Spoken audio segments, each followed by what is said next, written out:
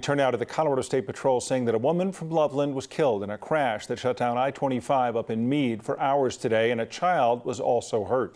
The crash involved a semi that was carrying construction equipment. 9 News reporter Noel Brennan has been looking into this for us. And Noel, you learned some new details just within the last 20 minutes.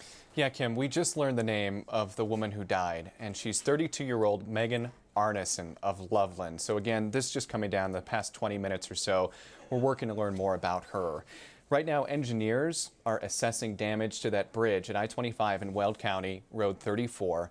CDOT says it's safe for cars on I-25 to pass underneath, but the bridge itself is closed and there's no timeline for it to reopen. The crash happened just after 6 yesterday evening. The driver who took this video missed it by only seconds. Colorado State Patrol says the driver of a semi was hauling an excavator north on I-25. The arm of that excavator hit the concrete crossbeams of the bridge.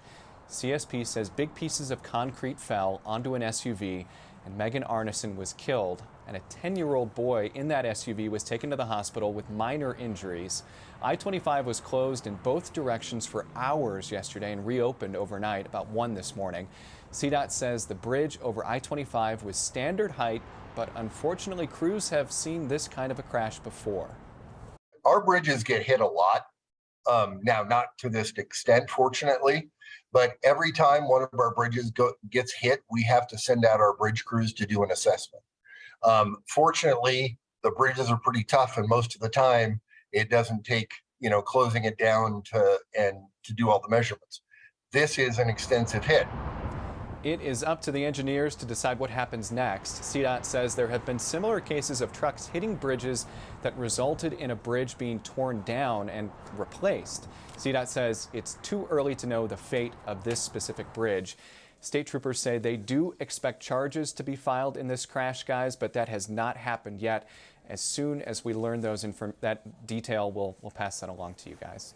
Yeah, that was quite the accident. It closed the highway, and so many unanswered questions about what happened and who was where in that place. Yeah, absolutely. And how that excavator was secured to the truck, if it was improperly secured, those are questions that we have.